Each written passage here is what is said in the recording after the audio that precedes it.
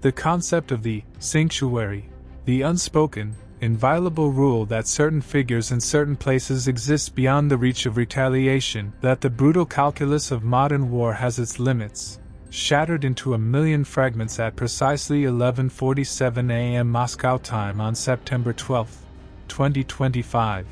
not with a deafening roar, but with an ear-silent, ghostly whisper of carbon fiber wings cutting through the thin, cold air high above the Russian capital, as a pair of Ukrainian-made drones, so advanced and so stealthy they registered on civilian air traffic sensors as nothing more than a minor atmospheric anomaly, executed their final, pre-programmed turn and began their terminal dive towards the ultimate symbol of Russian state power and impunity, the sprawling, heavily fortified suburban Moscow compound known as Novogoryovo, the official residence of the Russian Prime Minister. A man who had days earlier stood on the marble steps of the State Duma and declared, with a smirk of cold triumph,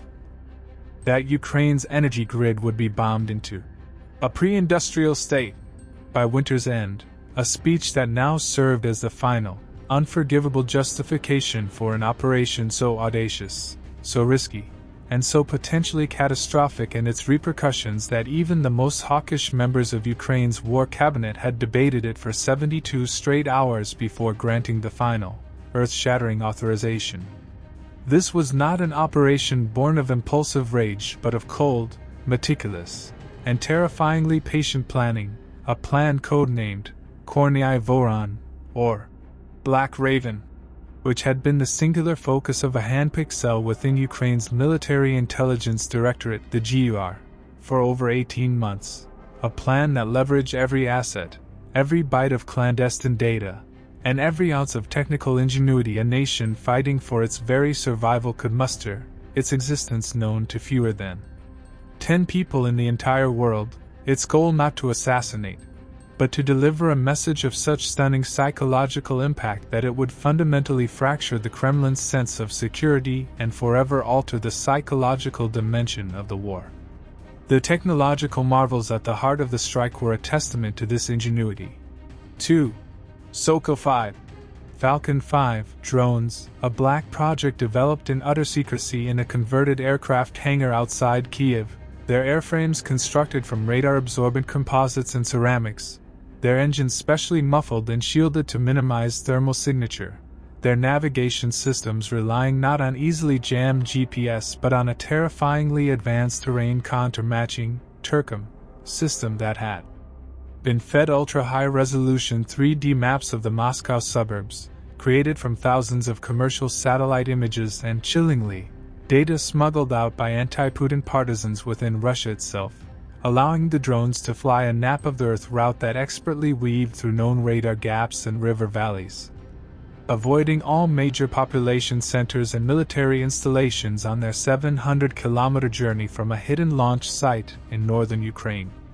The political timing of the strike was calculated with the same precision as its flight path.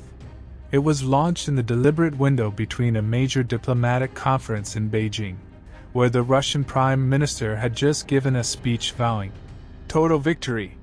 and the highly anticipated anniversary celebrations of Moscow's founding, a period when the Russian security apparatus, often paranoidally vigilant, was known to be slightly more complacent, its attention divided between post-conference briefings and the immense logistical task of securing the capital for a major public holiday, creating a fleeting vulnerability in the multi-layered defensive shield around Moscow, a shield comprised of the formidable Panzer S-1 and S-400 Triumph air defense systems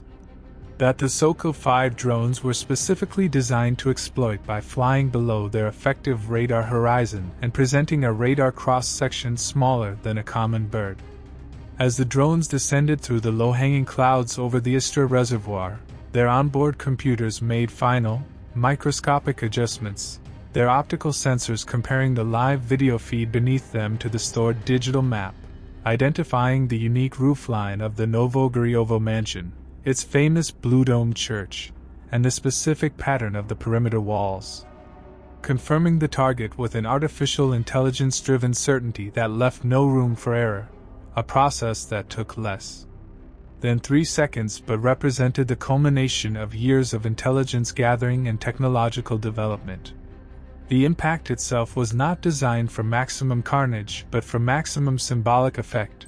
The drones were not laden with high explosives, but with specialized shaped charges and dense, tungsten alloy penetrator rods, their purpose to scream through the reinforced roof of the residence's east wing, which intelligence indicated housed the Prime Minister's private offices and main conference room, and detonate inside. Not to level the structure, but to shred its interior, to shatter every window, and to leave a gaping, unmistakable hole in the very heart of the Russian elite's perceived safety, a physical scar that would be visible from satellites and would serve as an indelible reminder that no one, no matter how high-ranking, was safe from the consequences of the war they had unleashed. The success of the strike was confirmed not by a triumphant announcement from Kiev, but by the panicked, chaotic, and utterly revealing response from the Russian government itself. Within minutes of the explosion, which was heard for miles around, all official state media feeds covering the Prime Minister's schedule were abruptly cut. A sudden and total communications blackout descended over the Moscow region, and social media platforms were flooded with grainy, shaky videos from terrified Muscovites showing a column of black smoke rising from the direction of Novogryovo, followed minutes later by the frantic, wailing sirens of every emergency vehicle in the Moscow Oblast converging on the site, their progress tracked by amateur sleuths on the internet who pieced together the unimaginable truth long before the Kremlin could formulate a response. That response, when it finally came nearly 2 hours later from a pale and visibly shaken press secretary, was a masterclass in contradictory messaging, first denying that any attack had taken place, then claiming a minor, industrial accident had occurred near the residence, then finally, under the weight of overwhelming visual evidence, admitting that 2 small, Ukrainian-style drones had been intercepted by heroic air defense forces on the outskirts of Moscow, their debris causing minor cosmetic damage to the grounds of the residence, a transparently false narrative that collapsed instantly when commercial satellite imagery company Maxar Technologies released crystal-clear pictures showing the distinct, penetrating damage to the east wing's roof,